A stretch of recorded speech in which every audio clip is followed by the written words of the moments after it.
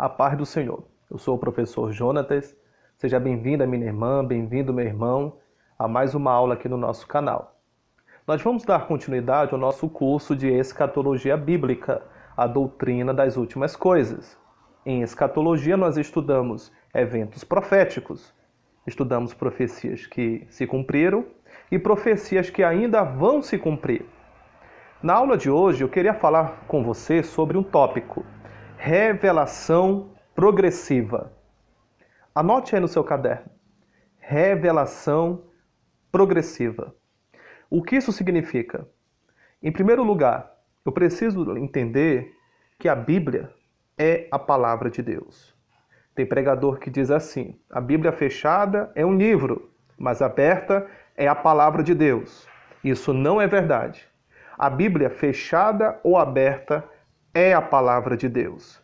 Isaías capítulo 40, versículo 8, disse o profeta: seca-se a erva e cai a sua flor, mas a palavra de Deus permanece para sempre.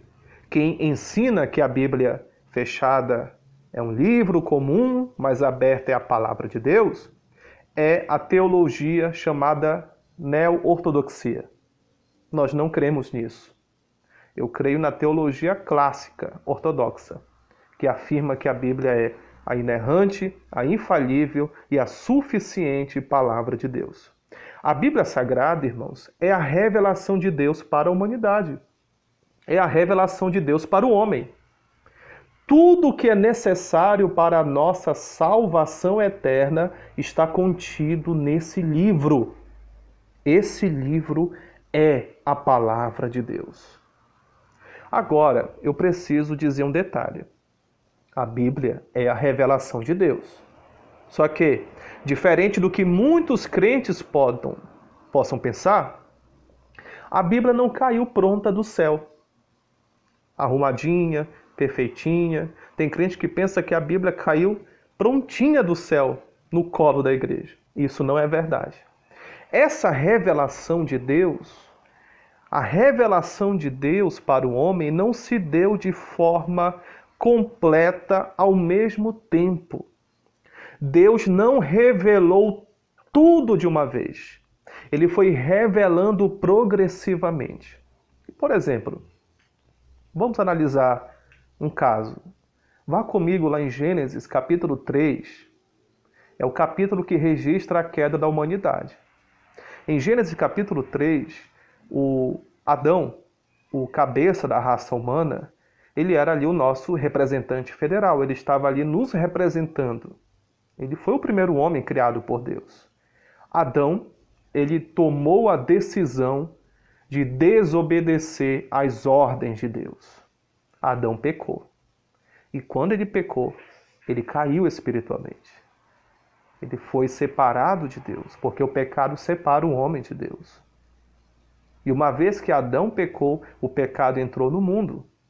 Em Romanos capítulo 5, versículo 12, disse o apóstolo Paulo: por um homem entrou o pecado no mundo, e pelo pecado a morte, e a morte passou a todos os homens, porque todos pecaram. No mesmo dia que o homem pecou, Deus revelou a esse homem, ao primeiro casal, o seu plano de salvação, o seu projeto de salvação.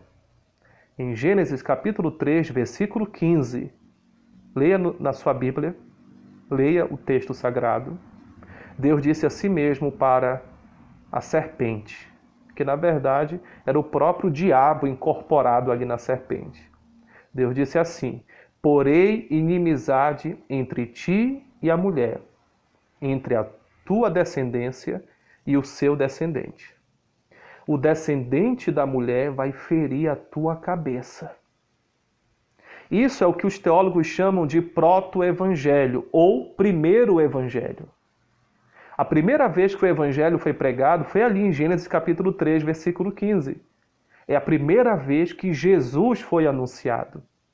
E foi o próprio Deus que pregou ali. Deus foi o primeiro evangelista da história. Ele foi o primeiro a pregar o evangelho. Então esta revelação foi dada ali. No mesmo dia que o homem pecou, Deus revelou ao primeiro casal o seu plano salvífico, o seu projeto de salvação através de Cristo. E perceba que Deus já tinha revelado nessa situação, nesse episódio, que o sacrifício seria por derramamento de sangue. Porque Deus avisou que o calcanhar do descendente da mulher seria ferido. E se você ferir o calcanhar, haverá um derramamento de sangue. Ou seja, Deus já estava antecipando e revelando o sacrifício de Cristo na cruz do Calvário. E essa revelação ela foi ocorrendo com o passar do tempo. Por exemplo, depois do dilúvio, Deus revelou a Noé que a terra não seria mais destruída com água. Quando Deus chama Abrão para formar uma nova nação, Deus vai falar para Abrão que nele, através dele, seriam benditas todas as famílias da terra. E por quê? A salvação não seria apenas para os descendentes biológicos de Abraão, ou seja, os judeus. A salvação seria também para todos os homens. A salvação ela é universal, é para todo aquele que crê. E o tempo passa, por exemplo, Jacó. Deus muda o nome de Jacó para Israel. E Deus vai falar, vai revelar para a família de Jacó, por exemplo, que o cetro não iria se arredar de Judá, o filho de Jacó. Porque pela tribo de Judá viria o rei, o Salvador. É interessante que Deus foi revelando isso progressivamente. A família de Jacó, que agora é chamada Israel, desce para o Egito por causa daquela grande fome em Canaã. José era governador do Egito. E ali, aquela família multiplica, cresce na terra do Egito. Os historiadores dizem que a quantidade de hebreus chegou na faixa de 2 milhões de pessoas. Se multiplicou muito grande, porque Deus estava ali formando um povo para constituir uma nação, a sua nação escolhida, a nação de Israel. Em Êxodo, capítulo 19, está registrado que Moisés leva esse povo, que tinha acabado de sair do Egito, Moisés leva esse povo até o Monte Sinai, conhecido também como Monte Horebe. E ali o Senhor vai revelar agora, não apenas para uma pessoa ou para uma família, ele vai revelar para toda a nação a sua palavra. Deus faz uma aliança com Israel ali no Monte Sinai. Lá na frente, Deuteronômio 28, Deus revela bênçãos e maldições para o povo de Israel, não para a igreja, mas para o povo de Israel, caso esse povo obedecesse ou desobedecesse os mandamentos do Senhor. Moisés morreu, Josué agora é o novo líder, Josué entra com o povo na terra de Israel, em Canaã, e Deus vai revelar coisas novas para o seu povo com o passar do tempo. Por exemplo, lá no segundo livro de Samuel, capítulo 7, agora no reinado de Davi, Deus revela ao filho de Jessé, a Davi, que iria fazer um reino eterno pela casa de Davi. Que o reinado não iria se afastar da casa de Davi. Deus estava fazendo uma casa, um reinado para Davi e sua descendência. E sabemos que o Senhor Jesus é descendente legal do rei Davi. Corre nas veias do Senhor Jesus o sangue de Davi. E o povo de Israel fracassou espiritualmente. Nós sabemos disso. O povo de Israel se prostituiu, abandonou Deus para servir outros deuses. Por causa disso, o povo, para cumprir Deuteronômio capítulo 28, Deus espalhou o povo. Deus castigou o seu povo. O povo de Israel foi levado cativo, por exemplo, para a Síria e para a Babilônia. Depois de 70 anos, o povo retorna para a sua terra, passa o tempo. Deus revela através do profeta Ageu que haveria uma segunda casa e que a glória da segunda casa seria maior que a glória da primeira casa.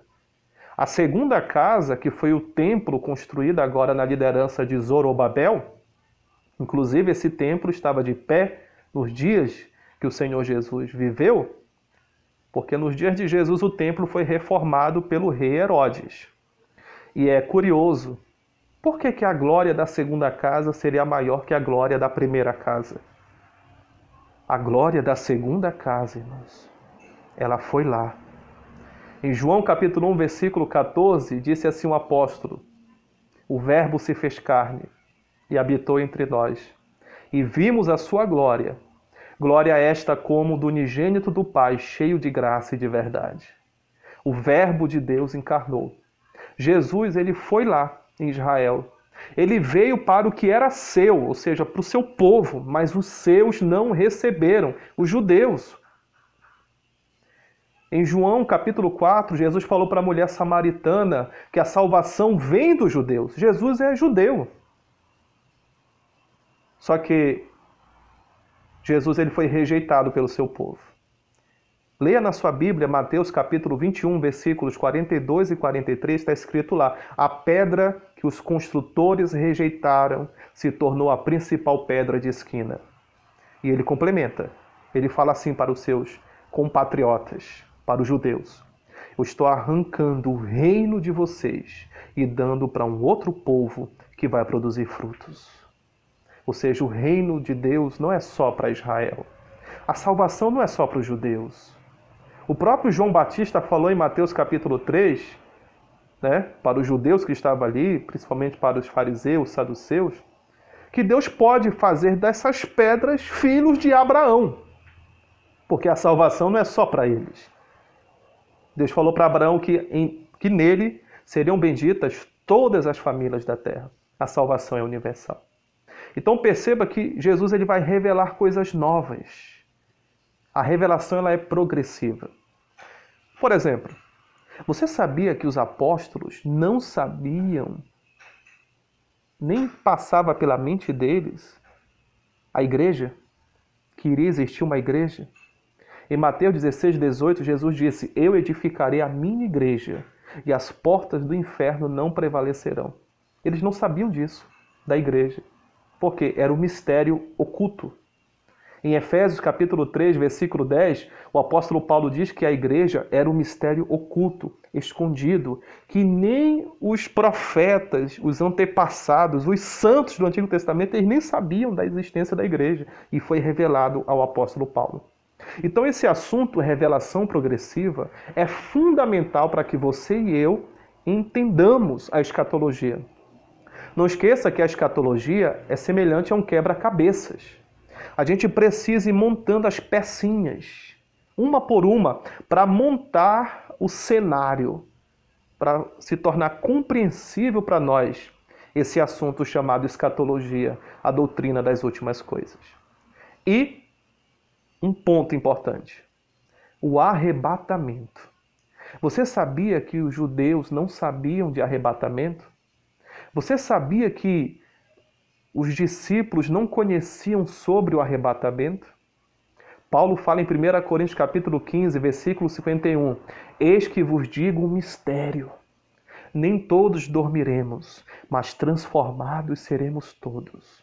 No momento, num abrir e fechar de olhos, porque a trombeta soará. É interessante que Paulo diz assim mesmo: eis que eu vos digo um mistério. O arrebatamento, irmãos, era um mistério que foi revelado através do apóstolo Paulo para a igreja. Você não vê a doutrina do arrebatamento nos evangelhos. A doutrina do arrebatamento não está nos evangelhos, irmãos. Tem só uma pincelada em João capítulo 14, os primeiros versículos, quando Jesus diz, quando eu for, verei outra vez e vos levarei para mim mesmo. Ali é uma pincelada, só que a doutrina do arrebatamento está explicada nas cartas de Paulo, porque o arrebatamento não é para Israel, é para a igreja. Certo? Revelação progressiva, Deus não revelou tudo de uma vez, ele foi revelando aos poucos. Dê uma olhada na descrição dessa aula aqui embaixo no nosso canal, veja os tópicos e os versículos. Até a próxima aula. Deus nos abençoe. Um grande abraço.